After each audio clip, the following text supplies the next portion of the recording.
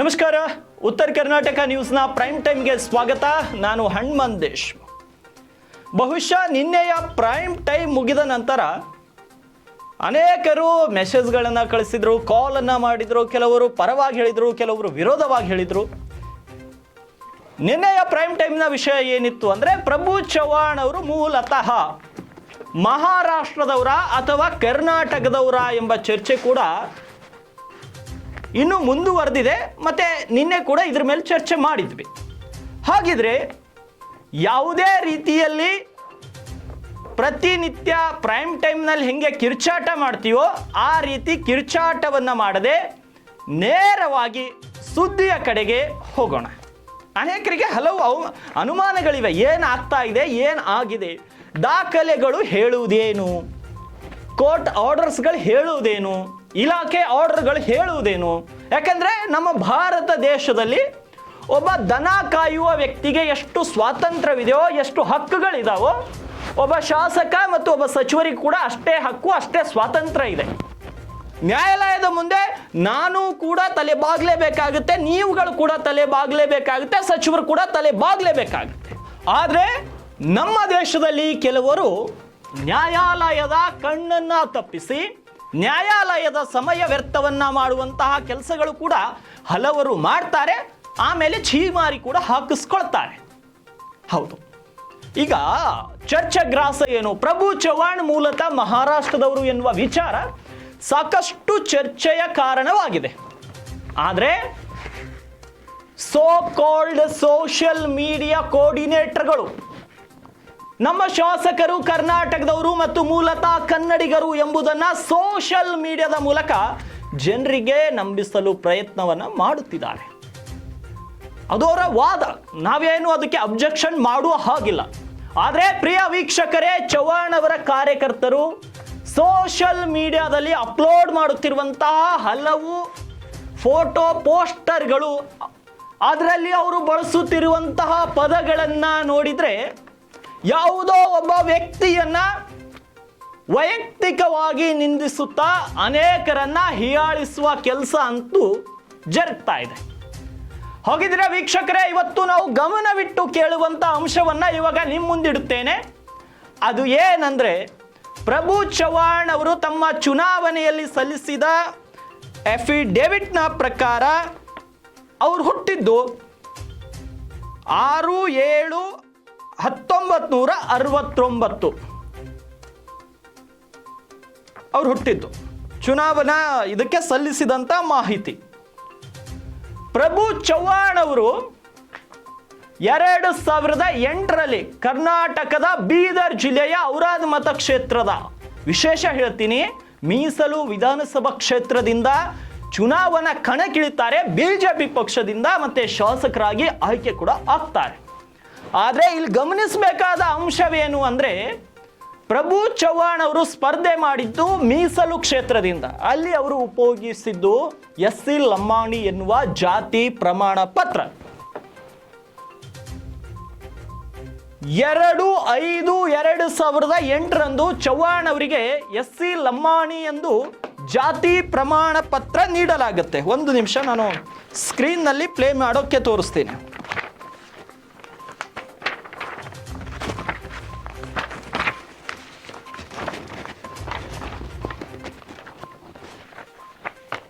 Okay, ನಮ್ಮ ಎಡಿಟರ್ಸ್ಗಳು ಇದ್ರ ಮೇಲೆ ಪ್ಲೇ ಮಾಡ್ತಾರೆ.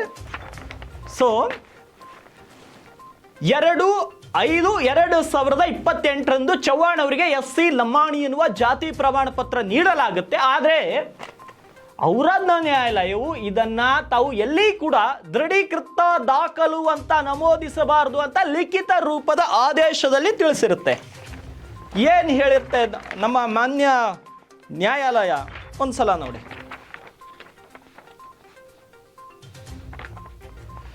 This order made only to enter the date of birth and certificate issued by virtue of this order cannot be used as a substantive evidence to prove the date of birth. This order is not conclusive proof of date of birth ಅಂತ 17/4/2017 civil judge JMFC ನ್ಯಾಯಾಲಯ ಔರಾದ್ ಕೊಡುತ್ತೆ. Prabhu act of Prabhat son of Bamla Chavan, Bonti Tanda village, taluk Aurad, district Bidar. So ಇದನ್ನು evidence ಆಗಿ ನಾವು ತಗೊಳ್ಳೋ ಹಾಗಿಲ್ಲ ಅಂತ ಕೊಟ್ಟಿರುತ್ತೆ. ಇದು ಒಂದು. ಇನ್ನೊಂದು, ಪ್ರಭು ಚವ್ಹಾಣ್ ಮಹಾರಾಷ್ಟ್ರದಲ್ಲಿ ರೇಷನ್ ಅಂಗಡಿಯಲ್ಲಿ ರೇಷನ್ ತಗೊಂಡ ಕುರಿತು ಕೂಡ ಒಂದು ಎವಿಡೆನ್ಸ್ ಇದೆ. ಇಲ್ಲಿ ನೋಡ್ಬೋದು, ಪ್ರಭು ಚವ್ಹಾಣ್ ಅವರ ಹೆಸರಲ್ಲಿದೆ. ಮುಖ್ಯಸ್ಥರ ಹೆಸರು ಪ್ರಭು ಭಾನುದಾಸ್ ಚವ್ಹಾಣ್, ಹೊಸ ವಿಳಾಸ ಶ್ರೀಯೋ ಕೋಆಪರೇಟಿವ್ ಸೊಸೈಟಿ, ಪ್ಲಾಟ್ ನಂಬರ್ 302, 3ನೇ ಮಹಡಿ, ಪಾಕಡಿ, ಖಾರೆಗಾಂವ್, ಕಳ್ವಾ, ಠಾಣೆ. ಅದರಲ್ಲಿ ರೇಷನ್ ಕಾರ್ಡ್ ಕೂಡ ಇದೆ. ಇವೆಲ್ಲ ಚರ್ಚೆಗೆ ಬೇಡ, ಇವಾಗ ಮುಂದೆ ಚರ್ಚೆ ಮಾಡೋಣ ಇವೆಲ್ಲವೂ ಕೂಡ. ಅವರಿಗೆ ಕೊಟ್ಟಂಥ ಕಾಸ್ಟ್ ಸರ್ಟಿಫಿಕೇಟ್, ತಹಶೀಲ್ದಾರ್ ಅವ್ರು ಕೊಟ್ಟಿರುವಂಥ ಕ್ಯಾಸ್ಟ್ ಸರ್ಟಿಫಿಕೇಟ್ ಇದು.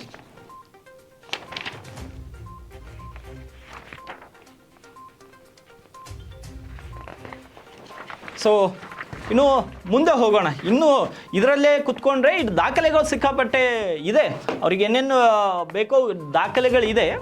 ಆದರೆ ಇಷ್ಟೆಲ್ಲ ಗೊತ್ತಾದ ಮೇಲೆ ಎಲ್ರಿಗೂ ಒಂದು ಕನ್ಕ್ಲೂಡ್ ಏನಾಗಿತ್ತು ಆ ಒಂದು ಸಮಯದಲ್ಲಿ ಅಂದರೆ, ಜಾತಿ ಪ್ರಮಾಣ ಪತ್ರದ ಕುರಿತು ಅನುಮಾನಗಳು ಮೂಡಿದ ಮೇಲೆ ಹಲವರು ಏನು ಮಾಡ್ತಾರೆ, ಕೋರ್ಟ್ ಮೊರೆ ಹೋಗ್ತಾರೆ, ಕೆಲವರು ಸಮಾಜ ಕಲ್ಯಾಣ ಇಲಾಖೆ ಮೊರೆ ಹೋಗ್ತಾರೆ.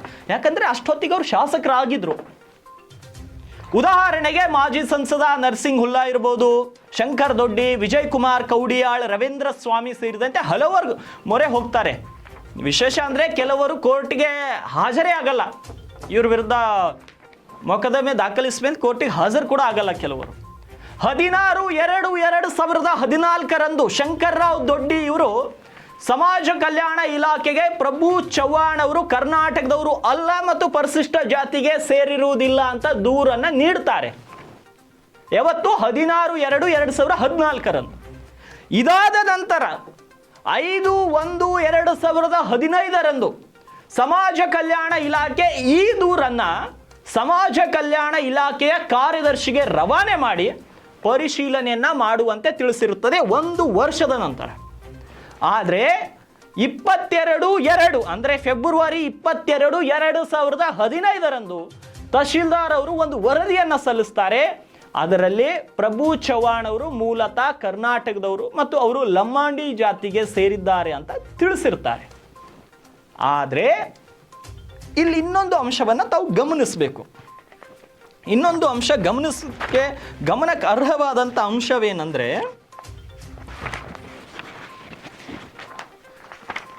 ಇನ್ನೊಂದು ಸಾಕಷ್ಟು ದೊಡ್ಡ ವಿಷಯ ಇದು. 1/1/2016 ಅಂದರೆ ಜನವರಿ 1, 2016 ಸುಪ್ರೀಡೆಂಟ್ ಆಫ್ ಪೊಲೀಸ್ DCRE ಕಲಬುರಗಿಯು ಒಂದು ವರದಿಯನ್ನು ನೀಡುತ್ತೆ. ವರದಿಯ ಪ್ರತಿಯನ್ನು ಹುಡುಕ್ತಾ ಇದ್ದೀನಿ, ನನ್ನ ಹತ್ರ ಇದೆ. ಓಕೆ, ಅದರಲ್ಲಿ ಶ್ರೀ ಪ್ರಭು ಪರಭತ್ ತಂದೆ ಭೀಮ್ಲಾ ಭಾನುದಾಸ್ 3ಗಳನ್ನು ಮೆನ್ಷನ್ ಮಾಡಿದ್ದಾರಲ್ಲಿ. ಅವರು ಎಲ್ಲಿದ್ದು ಸೇರಿದ್ದಾರೆ ಅಂತ ಅವರೊಂದು ಮಾನ್ಯ ಹೆಚ್ಚುವರಿ ಪೊಲೀಸ್ ಮಹಾನಿರ್ದೇಶಕರು, ನಾಗರಿಕ ಹಕ್ಕು ಜಾರಿ ನಿರ್ದೇಶನಾಲಯ, ಅರಮನೆ ರಸ್ತೆಯವರಿಗೆ ಬರೀತಾರೆ, ಕಲಬುರಗಿ ಅವರು. ಅದರಲ್ಲಿ ಹೇಳ್ತಾರೆ, ಸಂವಿಧಾನಕ್ಕೆ ವಂಚಿಸಿ ಅವರು ಈ ಒಂದು ಸರ್ಟಿಫಿಕೇಟನ್ನು ಪಡೆದುಕೊಂಡಿದ್ದಾರೆ. ಮಹಾರಾಷ್ಟ್ರದಿಂದ ಕರ್ನಾಟಕಕ್ಕೆ ವಲಸೆ ಬಂದಿದ್ದು ಅವರು ಪರಿಶಿಷ್ಟ ಜಾತಿಗೆ ಸೇರಿಲ್ಲ ಅಂತ ವರದಿ ನೀಡಿರ್ತಾರೆ. ಮತ್ತು ಇವರು ಕರ್ನಾಟಕ ರಾಜ್ಯದ ನಿವಾಸಿ ಅಲ್ಲದ ವ್ಯಕ್ತಿಯು ಮಹಾರಾಷ್ಟ್ರದ ದಲಿತ ಸಮುದಾಯಕ್ಕೆ ಸೇರಿದ ಜನಾಂಗದವರು ಅಲ್ಲ. ಯಾಕೆ ಅಂದರೆ ಮಹಾರಾಷ್ಟ್ರದ ಬಂಜಾರ ಸಮುದಾಯದ ವ್ಯಕ್ತಿ ಅಲ್ಲಿ ಡಿನೋಟಿಫೈಡ್ ಟ್ರೈಬ್ ಸಮುದಾಯಕ್ಕೆ ಸೇರಿದವರಾಗಿರ್ತಾರೆ ಅವರು. ಮತ್ತೆ ಅವರೆಲ್ಲ ಅಣ್ಣ ತಮ್ಮರು ಇರ್ತಾರಲ್ಲ. ಪ್ರಭು ಚವ್ಹಾಣ್ ಅವರ ತಂದೆಯವರು ಅಂದರೆ ಪ್ರಭು ಚವ್ಹಾಣ್ ಅವರ ಅಜ್ಜನಿಗೆ ಮಕ್ಕಳು ಯಾರ್ಯಾರಿದ್ರು ಅಂದರೆ, ಪ್ರಭು ಚವ್ಹಾಣ್ ಅವರ ಅಜ್ಜನ ಹೆಸರು ಭೀಮ್ಲಾ. ಆದರೆ ಅವ್ರಿಗೆ ಮಕ್ಕಳು ಯಾರ್ಯಾರು ಇರ್ತಾರೆ ಅಂದರೆ ಲಕ್ಕು, ಹಕ್ಕು, ಭಾಮ್ಲಾ, ಮುನ್ನಾ, ಮಾನಸಿಂಗ್, ಓಮ್ಲಾ ಇವರೆಲ್ಲ ಮಕ್ಕಳು ಇರ್ತಾರೆ. ಇದರಲ್ಲಿ ಪ್ರಭು ಚವ್ಹಾಣ್ ಅವರ ತಂದೆ ಹೆಸರು ಭಾಮ್ಲಾ ಭಾನುದಾಸ್, ಇವರ ಒಂದೇ ಹೆಸರು ಅದು. ಇವರ ತಾಯಿಯ ಹೆಸರು ಮೋಟುಬಾಯಿ. ಇವರ ತವರು ಮನೆ ಏನಿರುತ್ತೆ, ಇವರ ತಾಯಿಯ ತವರು ಮನೆ ಬೀದರ್ ಜಿಲ್ಲೆಯ ಔರಾದ ತಾಲೂಕಿನ ಬೋತಿ ಗ್ರಾಮ ಪಂಚಾಯತ್ ವ್ಯಾಪ್ತಿಯಲ್ಲಿ ಘಮಸಾಬಾಯಿ ತಾಂಡ ಇರುತ್ತೆ. ಇವಾಗೇನು ಪ್ರಭು ಚವ್ಹಾಣ್ ಅವರ ನಿವಾಸ ಇದೆಯಲ್ಲ, ಆ ತಾಂಡ, ಆ ಊರು ಅವ್ರ ತವರ ಮನೆ ಆಗಿರುತ್ತೆ. ಇದು ನಾನು ಹೇಳ್ತಿರುವಂತಹ ರಿಪೋರ್ಟ್ ಅಲ್ಲವೇ ಅಲ್ಲ. ಮಾನ್ಯ ಹೆಚ್ಚುವರಿ ಪೊಲೀಸ್ ಮಹಾನಿರ್ದೇಶಕರಿಗೆ ಏನು ಕಲಬುರಗಿಯಿಂದ ಬರೆದ ಸೂಪರಿಂಟೆಂಡೆಂಟ್ ಅವ್ರು ಕಲಬುರಗಿಯಿಂದ ಏನು ಬರೆದಿದ್ರು ಅದರ ಕಾಪಿಯನ್ನು ತೋರಿಸ್ತಾ ಇದ್ದೀನಿ ವಿನಃ ನಾನೇನು ಹೇಳ್ತಾ ಇಲ್ಲ. ಮಹಾರಾಷ್ಟ್ರ ರಾಜ್ಯದ ತೊಗರಿ ಗ್ರಾಮದಲ್ಲಿ ಹುಟ್ಟಿ ಬೆಳೆದ ಇವರು ಠಾಣೆ ಜಿಲ್ಲೆಯ ವ್ಯಾಪ್ತಿಯಲ್ಲಿ ಇವರು ವ್ಯಾಪಾರ ವ್ಯವಹಾರವನ್ನು ನಡೆಸಿದ್ರಿಂದ ಇವರು ಮಹಾರಾಷ್ಟ್ರದ ನಿವಾಸಿಯಾಗಿರ್ತಾರೆ. ಇವರ ಚಿಕ್ಕಪ್ಪ ಮತ್ತು ದೊಡ್ಡಪ್ಪನ ಮಕ್ಕಳು ಕೂಡ ಇಂದಿಗೂ ಕೂಡ ಮಹಾರಾಷ್ಟ್ರದಲ್ಲಿಯೇ ವಾಸವಾಗಿದ್ದಾರೆ. ಇದೇ ಈ ವರದಿಯಲ್ಲಿ ಇನ್ನೊಂದು ಉಲ್ಲೇಖವನ್ನು ಮಾಡ್ತಾರೆ. ಉಲ್ಲೇಖ ಏನು ಅಂತ ಓದಿ ತೋರಿಸ್ತೀನಿ. ಒಂದು ಸುತ್ತೋಲೆ ಇರುತ್ತಲ್ಲ, ಸುತ್ತೋಲೆಯನ್ನು ಇದರಲ್ಲಿ ಮೆನ್ಷನ್ ಮಾಡ್ತಾರೆ ನೋಡಿ. ಕರ್ನಾಟಕ ಸರ್ಕಾರದ ಸುತ್ತೋಲೆ ಸಂಖ್ಯೆ DSW/E&T3/CR106/9798 ದಿನಾಂಕ 18/12/1997 ಪ್ರಕಾರ ಭಾರತದ ಯಾವುದೇ ಭಾರತೀಯ ಪ್ರಜೆಯ ಜಾತಿಯು ಆತನ ಹುಟ್ಟಿದ ಸ್ಥಳದ ಮೇಲಿಂದ ನಿರ್ಧಾರವಾಗುತ್ತದೆ ಅಂತ ಈ ಸುತ್ತೋಲೆಯಲ್ಲಿ ವಿವರಿಸಲಾಗಿದೆ ಅಂತ ಇವರು ಕೂಡ ತಮ್ಮ ವರದಿಯಲ್ಲಿ ಹೇಳಿರ್ತಾರೆ.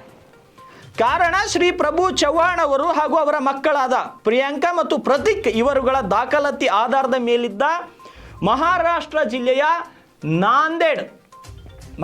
ಜಿಲ್ಲೆಯ ನಾಂದೇಡ್ ತಾಲೂಕು ದೇಗಲೂರಿನ ಶಿಳೆಬಣಿ ಗ್ರಾಮದಲ್ಲಿ ಹುಟ್ಟಿರೋದ್ರಿಂದ ಅವರ ಜಾತಿ ಆ ಸ್ಥಳದಲ್ಲಿ ಯಾವ ಪಂಗಡಕ್ಕೆ ಸೇರಿಸಲಾಗಿದೆಯೋ ಅದಕ್ಕೆ ಅವರು ಸೇರಬೇಕಾಗುತ್ತೆ ಅಂತ ವರದಿಯಲ್ಲಿ ಉಲ್ಲೇಖವಿದೆ. ಇನ್ನು ಈ ವರದಿಯನ್ನ 8/8/2016 ಜಿಲ್ಲಾ ಜಾತಿ ಪರಿಶೀಲನಾ ಸಮಿತಿ ಹೆಚ್ಚಿನ ಪರಿಶೀಲನೆಗಾಗಿ ವರ್ಗಾವಣೆ ಮಾಡಿರ್ತಾರೆ. ಈ ಒಂದು ಕಾಪಿ ನಾನು ಮೊದಲು ಹೇಳಿದ್ನಲ್ಲ ಆ ಕಾಪಿಯನ್ನು. ಆದರೆ ಅಂದು ರಾಜ್ಯದಲ್ಲಿ ಇದ್ದದ್ದು ಸಿದ್ದರಾಮಯ್ಯ ನೇತೃತ್ವದ ಕಾಂಗ್ರೆಸ್ ಸರ್ಕಾರ. ರಾಜ್ಯದಲ್ಲಿ ಯಾರು ಮಂತ್ರಿ ಇದ್ರು, ಜಿಲ್ಲಾ ಉಸ್ತುವಾರಿ ಸಚಿವರು ಯಾರಿದ್ರು ಅನ್ನೋದು ಎಲ್ಲರಿಗೂ ಗೊತ್ತು. ಮತ್ತು ಅವತ್ತು ಜಿಲ್ಲಾಧಿಕಾರಿಯಾಗಿ ಕೆಲಸ ಮಾಡಿದವರು ಯಡಿಯೂರಪ್ಪ ಅವರಿಗೆ ತುಂಬಾ ಹತ್ತಿರದ ವ್ಯಕ್ತಿ ಆಗಿದ್ರು. ಮತ್ತೆ ಯಡಿಯೂರಪ್ಪ ಅವರಿಗೆ ಹತ್ತಿರದ ವ್ಯಕ್ತಿ ಆಗಿದ್ರು ಅಂತ ಕೆಲವರು ಮಾತನ್ನ ಆಡ್ಕೊಳ್ತಾರೆ. ಅಂದಿರುವಂತ ಜಿಲ್ಲಾಧಿಕಾರಿ ಅವರು ಕ್ಲೋಸ್ ಇದ್ರು ಅಂತ. ಆದ್ರೆ ಅದು ಏನಾಯ್ತೋ ಗೊತ್ತಿಲ್ಲ, ಯಾರ ಪ್ರಭಾವವನ್ನ ಬಳಸಿದ್ರೋ ಗೊತ್ತಿಲ್ಲ. ಜಿಲ್ಲಾ ಜಾತಿ ಪರಿಶೀಲನಾ ಸಮಿತಿಯು ಚವ್ಹಾಣ್ ಅವರು ಕರ್ನಾಟಕದವರು ಮತ್ತು ಲಂಬಾಣಿ ಜಾತಿಗೆ ಸೇರಿದ್ದಾರೆ ಅಂತ 20/11/2017 ವರದಿಯನ್ನು ನೀಡಿರುತ್ತೆ. ಆವಾಗ ಜಿಲ್ಲೆಯಲ್ಲಿ ಯಾರ್ಯಾರು ಯಾವ್ಯಾವ ರಾಜಕಾರಣಿ ಯಾವ್ಯಾವ ಹುದ್ದೆಯಲ್ಲಿ ಇದ್ದಾರೋ ಅನ್ನೋದು ನೀವು ಗೂಗಲ್ ಮಾಡಿಕೊಂಡು ನೋಡಬೇಕು. ಆದರೆ ಇಷ್ಟಕ್ಕೆ ಈ ಪ್ರಕರಣ ಮುಗಿಯಲ್ಲ ಸ್ವಾಮಿ. ಇದನ್ನ ಪ್ರಶ್ನಿಸಿ ಶಂಕರ್ ದೊಡ್ಡಿ ಅವರು 6/3/2018 ಮತ್ತೆ ಮೇಲ್ಮನವಿ ಸಲ್ಲಿಸ್ತಾರೆ. ಆದರೆ ಪ್ರಭು ಚವ್ಹಾಣ್ ಅಲ್ಲಿಯೂ ಕೂಡ ತಮ್ಮ ಪ್ರಭಾವವನ್ನು ಬಳಸಿ ಮತ್ತೆ ತನಗೆ ಅನುಕೂಲವಾಗುವ ರೀತಿಯಲ್ಲಿ ವಾತಾವರಣವನ್ನು ನಿರ್ಮಾಣ ಮಾಡ್ಕೋತಾರೆ. ಯಾಕೆ ಹೇಳ್ತೀನಿ, 23 ಏಪ್ರಿಲ್ 2018 ಬೆಳಗ್ಗೆ, ಒಂದು ನಿಮಿಷ ಕಾಪಿ, 23 ಏಪ್ರಿಲ್ 2018 ಬೆಳಗ್ಗೆ 10:30 ವಾದ ನಡೆಯುತ್ತೆ. ವಾದ ನಡೆದಾಗ ಆ ಒಂದು ವಾದವನ್ನು ಮುಂದೂಡಿಕೆ ಮಾಡ್ತಾರೆ. ಎಷ್ಟಕ್ಕೆ? 4:30 ನಿಗದಿಪಡಿಸಲಾಗುತ್ತೆ ಅದೇ ದಿನದಂದು. ಮತ್ತೆ ಈ ಪ್ರಕರಣ ರಾತ್ರಿ 7:30 ನಡೆದಿದ್ದು ಮತ್ತೆ ಪ್ರಕರಣವನ್ನ ಮುಂದೂಡಲಾಗುತ್ತೆ. ಇದು ನಾನು ಹೇಳ್ತಾ ಇರುವಂತಹ ಪತ್ರ ಅಲ್ವೇ ಅಲ್ಲ ಸ್ವಾಮಿ. ಸಮಾಜ ಕಲ್ಯಾಣ ಆಯುಕ್ತರ ಕಚೇರಿ 5ನೇ ಮಹಡಿ ಬಹುಮಡಿಗಳ ಕಟ್ಟಡ ಬೆಂಗಳೂರು ದಿನಾಂಕ 7/5/2018 ಹೇಳಿದ್ದು. ಆದರೆ ಇಲ್ಲೇ ನಡೆಯುವುದು ಒಂದು ದೊಡ್ಡ ಟ್ವಿಸ್ಟ್. ಆ ಟ್ವಿಸ್ಟ್ ಏನು? ಯಾರು ಮೇಲ್ಮನವಿಯನ್ನ ಸಲ್ಲಿಸ್ತಾರೋ, ಶಂಕರ್ರಾವ್ ದೊಡ್ಡಿ ಅನ್ನೋರು ಏನು ಮೇಲ್ಮನವಿಯನ್ನ ಸಲ್ಲಿಸ್ತಾರೋ ಅವರೇ ಹಿಂಪಡೆಯುವುದಾಗಿ 27/4/2018 ವಕಾಲತ್ತು ನಾಮ ಸಲ್ಲಿಸಿರ್ತಾರೆ. ಆದರೆ ಪ್ರಕರಣದ ಗಂಭೀರತೆಯನ್ನ ಮನಗಂಡು ಆದೇಶವನ್ನ ಕಾಯ್ದಿರಿಸಿ ಪ್ರತಿವಾದಂತಹ ಆಯುಕ್ತರು ಏನು ಮೇಲ್ಮನವಿ ಪ್ರಾಧಿಕಾರ ಸಮಾಜ ಕಲ್ಯಾಣ ಇಲಾಖೆ ಏನು ಮಾಡುತ್ತೆ, 7/5/2018 ಅಂದರೆ 7ನೇ ತಾರೀಕು ಮೇ 5ನೇ ತಿಂಗಳು ಮೇ 2018ರಂದು ಒಪ್ಪಿಗೆ ನೀಡುತ್ತೆ. ಆಯ್ತು ರೀ, ನೀವು ವಾಪಸ್ ತಗೊತಾ ಇದ್ದೀರಾ, ತಗೊಳ್ಳಿ. ಆದರೆ ನಿಮಗೆ ಸುಮ್ಮನೆ ಬಿಡಲ್ಲ. ನೀವು ಬರ್ತೀರಾ, ಕಂಪ್ಲೇಂಟ್ ಕೊಡ್ತೀರಾ, ಮನೆಗೆ ಹೋಗ್ತೀರಾ ಅಂದರೆ ಆಟ ಇಲ್ಲ ಸ್ವಾಮಿ, ನಿಮಗೊಂದು ₹1,00,000 ದಂಡ ಅಂತ ₹1,00,000 ದಂಡ ವಿಧಿಸುತ್ತೆ. ವಿಶೇಷ ಹೇಳ್ತೀನಿ, ದಂಡ ವಿಧಿಸಿದ್ರೆ ಹೋಗ್ಲಿ ಬಿಡಿ ಅಂತ ದಂಡ ಕಟ್ಟವ್ರ ಮನೆಗೆ ಹೋಗ್ಬೋದು. ಆದರೆ ಇಲ್ಲಿ ಹಾಕಿರುವಂತಹ ಕಂಡೀಷನ್ ಬಹುತೇಕರಿಗೆ ಗೊತ್ತೇ ಇಲ್ಲ. ಇಲ್ಲಿ ಹಾಕಿರುವಂತಹ ಕಂಡೀಷನ್ ಏನಂದ್ರೆ, ಒಪ್ಪಿಗೆಯನ್ನು ಸೂಚಿಸಿ ಜಾತಿ ಪ್ರಮಾಣ ಪತ್ರದ ಮರು ಪರೀಕ್ಷೆಗೆ ಪ್ರತ್ಯಕ್ಷವಾಗಿ ನಿರ್ದೇಶನ ನೀಡಿರುತ್ತೆ. ನಿರ್ದೇಶನ ನೀಡಿ ಏನು ಮಾಡುತ್ತಂದ್ರೆ, ಏಕಾಏಕಿ ಹಿಂಪಡೆದಿರೋದ್ರಿಂದ ವಾದಿಯು ಉದ್ದೇಶವು ಪ್ರಶ್ನಾರ್ಥಕವಾಗಿರುತ್ತದೆ. ಅವ್ರು ಹೇಳ್ತಾರೆ, ಯಾರು? ಸಮಾಜ ಕಲ್ಯಾಣ ಇಲಾಖೆ ಆಯುಕ್ತರು, ಬೆಂಗಳೂರು ಕಚೇರಿಯವರು. ಡೇಟ್ ಕೂಡ ಮೆನ್ಷನ್ ಮಾಡಿ ಹೇಳಿದ್ದೀನಿ. ಈ ಮೇಲ್ಕಂಡ ಅಂಶ ಎಲ್ಲ ಹೇಳಿ ಕೊನೆ ಕನ್ಕ್ಲೂಡಲ್ಲಿ ಹೇಳ್ತಾರೆ, ಮೇಲ್ಕಂಡ ಅಂಶಗಳ ಹಿನ್ನೆಲೆ ಮುಖ್ಯ ಕಾರ್ಯನಿರ್ವಾಹಕ ಅಧಿಕಾರಿಗಳು ಜಿಲ್ಲಾ ಪಂಚಾಯತ್ ಬೀದರ್, ಉಪ ಅಧೀಕ್ಷಕರು ನಾಗರಿಕ ಹಕ್ಕು ಜಾರಿ ನಿರ್ದೇಶನಾಲಯ ಬೀದರ್ ಜಿಲ್ಲೆ ಹಾಗೂ ಉಪನಿರ್ದೇಶಕರು ಸಮಾಜ ಕಲ್ಯಾಣ ಇಲಾಖೆ ಬೀದರ್ ಜಿಲ್ಲೆಯ ಅಧಿಕಾರಿಗಳನ್ನೊಳಗೊಂಡಂಥ ಜಿಲ್ಲಾಧಿಕಾರಿಗಳ ಅಧ್ಯಕ್ಷತೆಯಲ್ಲಿ ಉನ್ನತ ಮಟ್ಟದ ಸಮಿತಿಯೊಂದನ್ನು ರಚಿಸಿ ಇಡೀ ಪ್ರಕರಣದ ಬಗ್ಗೆ ಪರಿಶೀಲಿಸಿ 1 ತಿಂಗಳ ಒಳಗಾಗಿ ಈ ಕಚೇರಿಗೆ ವರದಿ ನೀಡುವಂತೆ ಹೇಳಿ ಶಂಕರ್ ದೊಡ್ಡಿ ಅವರಿಗೆ ₹1,00,000 ದಂಡವನ್ನು ವಿಧಿಸುತ್ತೆ. ಆದರೆ ಆ ಹೊತ್ತಿಗೆ ರಾಜ್ಯದಲ್ಲಿ ಪ್ರಭು ಚವ್ಹಾಣ್ ಒಬ್ಬ ಪ್ರಭಾವಿ ರಾಜಕಾರಣಿಯಾಗಿ ಗುರುತಿಸಿಕೊಂಡಿದ್ರು ಮತ್ತು ತಮ್ಮ ಪ್ರಭಾವವನ್ನ ಬಳಸಿಕೊಂಡು ಎಲ್ಲವನ್ನ ತನಗೆ ಹೇಗೆ ಬೇಕು ಆ ರೀತಿಯಲ್ಲಿ ಬಳಸ್ಕೊಳ್ಳಿಕ್ಕೆ ಶುರು ಮಾಡಿದರು. ಏನೋ 1 ತಿಂಗಳ ಅವಧಿಯೊಳಗೆ ಅವರ ವಿರುದ್ಧ ಏನು ಮರುಪರೀಕ್ಷೆ ನಡಿಬೇಕಿತ್ತು, ಆ ಪರೀಕ್ಷೆನೇ ನಡೆಯಲ್ಲ. ಇದು ದುರದೃಷ್ಟ. ಇನ್ನೊಂದು ಹೇಳ್ತೀನಿ, ಆ ವಿಷಯನ ನಿಮಗೆ ಕನ್ಕ್ಲೂಡ್ ಮಾಡಿ ಹೇಳ್ತೀನಿ. ಆ ಒಂದು ಮರುಪರೀಕ್ಷೆ ಕೂಡ ನಡೆಯಲ್ಲ. ಇಲ್ಲಿದೆ, ನಾನು ಮೆನ್ಷನ್ ಮಾಡಿ ಹೇಳ್ತೀನಿ.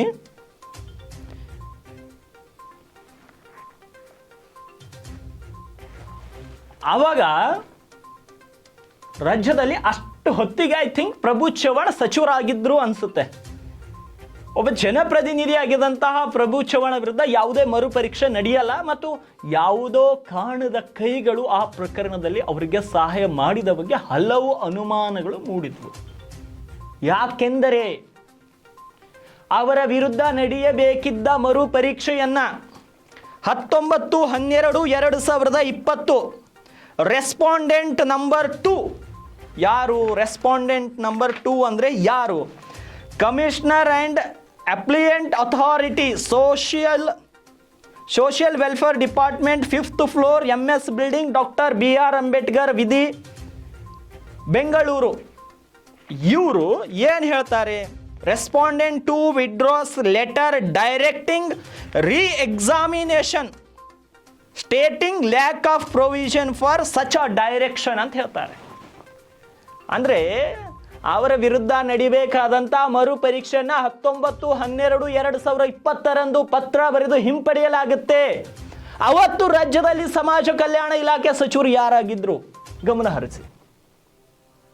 ಇದರಲ್ಲಿ ನಾನು ಅವರ ಕೈವಾಡ ಇದೆ, ಇವರ ಕೈವಾಡ ಇದೆ ಅಂತ ಇಲ್ಲಿ ತನಕ ಯಾರ ಹೆಸರು ಕೂಡ ನಾನು ಉಲ್ಲೇಖ ಮಾಡಿಲ್ಲ.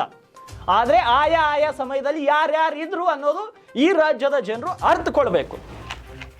ಮತ್ತು ಆ ಪತ್ರವನ್ನು ಹಿಂಪಡೆದು ಹೇಳ್ತಾರೆ, stating lack of provision for such a direction ಅಂತ ಹೇಳ್ತಾರೆ. ಅಂದರೆ ಈ ರೀತಿಯ ಯಾವುದೇ ಅವಕಾಶಗಳು ಇಲ್ಲ ಅಂತ ಸ್ಪಷ್ಟವಾಗಿ ಹೇಳ್ತಾರೆ. ಆದರೆ ಪ್ರಕರಣ ಇಷ್ಟಕ್ಕೆ ಮುಗಿಯುತ್ತಾ? ಮುಗಿಯಲ್ಲ ಸ್ವಾಮಿ. ಯಾಕೆ ಹೇಳ್ತೀನಿ? ಮುಗಿಸ್ಬೋದಿತ್ತು, ಈ ಪ್ರಕರಣ ಇಷ್ಟಕ್ಕೆ ಮುಗಿಸ್ಬೋದಿತ್ತು, ಪ್ರೂವ್ ಮಾಡ್ಕೋಬಹುದಿತ್ತು. ಪ್ರಭು ಚವ್ಹಾಣ್ ಈ ರೀತಿ ಸೋಷಿಯಲ್ ಮೀಡಿಯಾದಲ್ಲಿ ಅವರ ಕಾರ್ಯಕರ್ತರು ಅವರು ಎಲ್ಲ ಈ ರೀತಿ ಪೋಸ್ಟ್ ಮಾಡೋಕ್ಕಿಂತ ಬೆಟರು ಪ್ರಭು ಚವ್ಹಾಣ್ ಇಲ್ಲಿ ತನಕ ಮಾತ್ರ ನಾನು ರಾಜ್ಯದ ಲಂಬಾಣಿ ಈ ಜಾತಿ ಇದೆ ಅದಕ್ಕೆ ಸೇರಿದ್ದೀನಿ, SC ಲಂಬಾಣಿ ಜಾತಿಗೆ ಸೇರಿದ್ದೀನಿ ಅಂತ ಎಲ್ಲಿಯೂ ಕೂಡ ಹೇಳಿಕೆ ನೀಡಲ್ಲ. ಮತ್ತೆ ಮೇಲ್ಮನವಿ ಪ್ರಾಧಿಕಾರಕ್ಕೆ ಸಾಬೀತು ಮಾಡುವ ಗೊಜ್ಜಿಗೆ ಹೋಗಿಲ್ಲ. ಅಲ್ಲಿ ಶಂಕರ್ ದೊಡ್ಡಿ ಅವರು ವಾಪಸ್ ತಗೊಂಡ್ರು, ಫೈನ್ ಹಾಕಿದ್ರು, ರೀ ಎಕ್ಸಾಮಿನೇಷನ್ ಹೇಳಿದ್ರು. ಆದರೆ 30 ದಿನದಲ್ಲಿ ಆಗಬೇಕಾದಂಥ ರೀ ಎಕ್ಸಾಮಿನೇಷನ್ 2020 ತನಕ ನಡೆಯುತ್ತೆ. 2020ರಲ್ಲಿ ಅಂದಿನ ಏನು ರೆಸ್ಪಾಂಡೆಂಟ್ ನಂಬರ್ 2 ಏನು ಡಿಪಾರ್ಟ್ಮೆಂಟ್ ಇರುತ್ತೆ, ಕಮಿಷನರ್ ಆ್ಯಂಡ್ ಅಪ್ಲಿಯೆಂಟ್ ಅಥಾರಿಟಿ, ಅಂದರೆ ಆಯುಕ್ತರು ಮತ್ತು ಮೇಲ್ಮನವಿ ಪ್ರಾಧಿಕಾರ ಸೋಷಿಯಲ್ ವೆಲ್ಫೇರ್ ಅಂತ ಇರುತ್ತೆ. ಅವರು ಆ ಬರೆದಂಥ ಪತ್ರವನ್ನೇ ವಾಪಸ್ ತಗೊತಾರೆ. ಹೇಳ್ತಾರೆ lac of provision for such a direction ಅಂತ ಆಗಿ ಹೇಳ್ತಾರೆ. ಇದು 2020 ತನಕ ನಡೆದಂಥ ಘಟನೆಯ ವಿವರಗಳು ಇವೆಲ್ಲವೂ 2020 ತನಕ ನಡೆದವು. ಆದರೆ ಪ್ರಭು ಚವ್ಹಾಣ್ ಅವರು ಸಚಿವರಾಗಿದ್ದಂಥ ಸಂದರ್ಭದಲ್ಲಿ ಅಂದು ಏಕ್ತಾ ಫೌಂಡೇಶನ್ನ ಮುಖ್ಯಸ್ಥ ರವಿಸ್ವಾಮಿ ಅವರು ಏನು ಮಾಡ್ತಾರೆ, 6/3/2020 4F ಅಡಿಯಲ್ಲಿ ಜಿಲ್ಲಾಧಿಕಾರಿಗಳ ಕಚೇರಿಯಲ್ಲಿ ಚವ್ಹಾಣ್ ಅವರ ಜಾತಿ ಪ್ರಮಾಣ ಪತ್ರದ ಕುರಿತು ಒಂದು ಅರ್ಜಿಯನ್ನು ಸಲ್ಲಿಸ್ತಾರೆ. ಆದರೆ ಅದು ಈಗಾಗಲೇ ಜಿಲ್ಲಾ ಜಾತಿ ಪರಿಶೀಲನಾ ಸಮಿತಿಯಲ್ಲಿ ಅಂತಿಮವಾಗಿದೆ ಅಂತ ಹೇಳಿ ರವಿಸ್ವಾಮಿ ಅರ್ಜಿಯನ್ನು ತಿರಸ್ಕಾರ ಮಾಡ್ತಾರೆ. ಇದು 2020 ತನಕ ನಡೆದಂಥ ಘಟನೆ ಇದು. ಆದರೆ ರವಿಸ್ವಾಮಿ ಕೂಡ ಅಷ್ಟಕ್ಕೆ ಸುಮ್ಮನಿರಲ್ಲ. ರವಿಸ್ವಾಮಿ ಏನು ಮಾಡ್ತಾರೆ, 2020ರಲ್ಲಿ ಕೋರ್ಟ್ನ ಮೊರೆ ಹೋಗ್ತಾರೆ. ಕೋರ್ಟ್ನ ಮೊರೆ ಹೋದಾಗ ಅವರು ಕಂಡಂಥ ಘಟನೆಗಳು ಏನು ನಾಳೆ ಪ್ರೈಮ್ ಟೈಮ್ನಲ್ಲಿ ಸಿಗುತ್ತೆ. ಇದು ಸಸ್ಪೆನ್ಸ್ ಅಂತ ಇಟ್ಕೊಳ್ಳಿ. ಯಾಕೆ ಪ್ರತಿದಿನ ಇಷ್ಟಿಷ್ಟಕ್ಕೆ ಮುಗಿಸ್ತಾ ಇದ್ದೀರಿ ಅಂತ. ಮುಗಿಸೋದಲ್ಲ ಸ್ವಾಮಿ, ನನಗೂ ಮನೆ ಇದೆ, ನನಗೂ ಸಂಸಾರ ಇದೆ, ನಾನು ಮನೆಗೆ ಹೋಗಬೇಕು. ಹೆಚ್ಚಿನದಾಗಿ ನನ್ನ ಪ್ರೈಮ್ ಟೈಮ್ಗೆ ಒಂದು ಸಮಯ ನಿಗದಿ ಇರುತ್ತೆ, ಆ ಸಮಯದೊಳಗೆ ಎಲ್ಲವನ್ನು ಮುಗಿಸ್ಬೇಕು. ಅಂದರೆ ಮುಗಿಸ್ಲಿಕ್ಕೆ ಆಗಿಲ್ಲ. ಇನ್ನು ನಾಳೆ ಯಾಕೆ ರವಿಸ್ವಾಮಿ ಕೋರ್ಟಿಗೆ ಹೋದರು, ಅವರು ಅಲ್ಲಿ ಅನುಭವಿಸಿದಂತಹ ಅವ್ರಿಗೆ ಏನೇನು ಅನುಭವ ಆಯಿತು, ಅವ್ರ ಅರ್ಜಿ ಯಾಕೆ ರಿಜೆಕ್ಟ್ ಆಯಿತು ಅಂದರೆ ಯಾವ ಲೆವೆಲಲ್ಲಿ ರಿಜೆಕ್ಟ್ ಆಯಿತು. ಅದಾದಮೇಲೆ ವಿಜಯ್ ಕುಮಾರ್ ಕೌಡಿಯಾಳ್ ಬರ್ತಾರೆ. ಕೌಡಿಯಾಳದ ಏನಾಯಿತು, ವಿಜಯ್ ಕುಮಾರ್ ಕೌಡಿಯಾಳ್ ಸಲ್ಲಿಸಿದಂಥ ಅರ್ಜಿ ಬಗ್ಗೆ ಏನಾಯಿತು, ಅವ್ರು ಕೋರ್ಟಿಗೆ ಹೋಗ್ತಾರೆ, ಅವ್ರದ್ದು ಏನಾಯಿತು. ಅದಾದ ಮೇಲೆ ಬರ್ತೀನಿ 2023 ನರ್ಸಿಂಗ್ ಅವ್ರು ಸಲ್ಲಿಸಿದಂಥ ಅರ್ಜಿ ಏನು ಆಯಿತು. ನರ್ಸಿಂಗ್ ಅವರು ಸಲ್ಲಿಸಿದ ಅರ್ಜಿ ಬಗ್ಗೆ ಎಲ್ಲರಿಗೂ ಭವಿಷ್ಯ ಮಾಹಿತಿ ಇದೆ. ಇವೆಲ್ಲವೂ 2020 ತನಕ ನಡೆದಂಥ ಘಟನೆಗಳು. ಇನ್ನು 5 ವರ್ಷದ ಮಾಹಿತಿ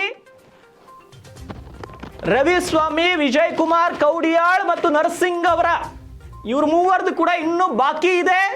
ಕಲಬುರಗಿ ಪೀಠವು ಮೊನ್ನೆ ಕೊಟ್ಟಂತ ಮಹತ್ವದ ತೀರ್ಪನ್ನು ಕೂಡ ಇನ್ನೂ ಹೇಳಬೇಕಾಗಿದೆ. ರಾಜ್ಯದ ಜನರಿಗೆ ಏನು ತೀರ್ಪು ಕೊಟ್ಟಿತ್ತು ಕಲಬುರಗಿ, ಅವತ್ತು ನಿನ್ನೆ ಪ್ರೈಮ್ ಟೈಮ್ನಲ್ಲಿ ಅಷ್ಟೊಂದು ಎಕ್ಸ್ಪ್ಲೈನ್ ಮಾಡಲಿಕ್ಕಾಗಿಲ್ಲ. ನಾನು ಸ್ಟಡಿ ಮಾಡಿದ ಮೇಲೆ ಎಕ್ಸ್ಪ್ಲೈನ್ ಮಾಡೋಕ್ಕಾಗುತ್ತೆ. ಸೊ ಇವೆಲ್ಲವೂ ನಾಳೆ ಪ್ರೈಮ್ ಟೈಮ್ನಲ್ಲಿ ಸಿಗುತ್ತೆ. ಬಹುಶಃ ಸಾಧ್ಯವಾದರೆ ನನಗೆ ಸಿಕ್ಕಂಥ ಮಾಹಿತಿ ತಪ್ಪು ಅಂತ ಹೇಳೋದಾದರೆ ಪ್ರೂವ್ ಕೂಡ ಮಾಡ್ಬೋದು. ನಾನಂತೂ ತಪ್ಪು ಹೇಳಿಲ್ಲ ಅಂತ ನನಗನ್ಸುತ್ತೆ. ತಪ್ಪಾದರೆ ಕ್ಷಮೆ ಕೇಳ್ತೀನಿ, ಆದರೆ ತಪ್ಪಂತೂ ಆಗಲಿಕ್ಕೆ ಸಾಧ್ಯವೇ ಇಲ್ಲ. ಈಗ ನಾಳೆ ಏನು ರವಿಸ್ವಾಮಿ ಅವರ ಅರ್ಜಿ ಏನು 2020ರಲ್ಲಿ ಪ್ರಭು ಚವ್ಹಾಣ್ ಸಚಿವರಿದ್ದರೂ ಕೂಡ ಅವ್ರ ವಿರುದ್ಧ ಅವರು ಕೂಡ ಕೋರ್ಟಿಗೆ ಹೋಗಿ ಧೈರ್ಯ ಮಾಡ್ತಾರೆ. ಆದರೆ ಆಗೇನೇನು ಆಯಿತು, ಅವ್ರು ಅನುಭವಿಸಿದಂತಹ ಅನುಭವ ಅವೆಲ್ಲವನ್ನ ನಾಳೆ ಎಕ್ಸ್ಕ್ಲೂಸಿವ್ ಆಗಿ ಏನಾಯಿತು ವಿತ್ ಡೇಟ್ ವಿತ್ ಟೈಮ್ ನಿಮ್ಮ ಮುಂದಿಡ್ತೀನಿ. ಏನಾಯಿತು ಪ್ರಭು ಚವ್ಹಾಣ್ ಪ್ರಕರಣದಲ್ಲಿ. ಅದಾದಮೇಲೆ ವಿಜಯ್ ಕುಮಾರ್ ಕೌಡಿಯಾಳು, ನರ್ಸಿಂಗು ಇವ್ರದ್ದೆಲ್ಲವನ್ನು ವಿಚಾರಣೆ ಮಾಡೋಣ ಅಲ್ಲ, ಅವ್ರ ವಿಚಾರಣೆಯ ಸುದ್ದಿಗಳನ್ನು ಮಾಡೋಣ. ಸೊ ಕೊನೆಯದಾಗಿ ಜಡ್ಜ್ಮೆಂಟ್ ಕೂಡ ಹೇಳಬೇಕು. ಕಲಬುರಗಿ ಪೀಠ ಹೊರಡಿಸಿದಂಥ ಮಹತ್ವದ ತೀರ್ಪಿನ ಕುರಿತು ಕೂಡ ಚರ್ಚೆ ಮಾಡಬೇಕು. ಇವೆಲ್ಲವನ್ನ ಜನರಿಗೆ ಅರ್ಥವಾಗುವ ನಿಟ್ಟಿನಲ್ಲಿ ಹೇಳ್ತಾ ಇದ್ದೀವಿ. ಅರ್ಥ ಮಾಡ್ಕೋಬೇಕು ಈ ರಾಜ್ಯದ ಜನರು. ಮುಂದೆ ಕನ್ಕ್ಲೂಷನ್ ಏನು ಅನ್ನೋದನ್ನ ನಿಮ್ಮ ಮುಂದೆ ಪ್ರಸ್ತುತಪಡಿಸುವಂತಹ ಕೆಲಸ ನಮ್ಮ ನ್ಯೂಸ್ ಚಾನೆಲ್ ಮಾಡುತ್ತೆ, ನಾನು ಕೂಡ ಮಾಡ್ತೀನಿ. ಯಾರ ಹೆದರಿಕೆ, ಯಾರ ಬೆದರಿಕೆ, ಯಾರ ದಬ್ಬಾಳಿಕೆ ಯಾವುದಕ್ಕೂ ಕೂಡ ಭಯಭೀತರಾಗದೆ ನಿರ್ಭೀತಿಯಿಂದ ಸುದ್ದಿಯನ್ನು ಬಿತ್ತರಿಸಲಾಗುತ್ತೆ. ನೋಡೋಣ, ನಾಳೆಯ ಪ್ರೈಮ್ ಟೈಮ್ನಲ್ಲಿ ಭೇಟಿ ಆಗೋಣ. ನಮಸ್ತೆ.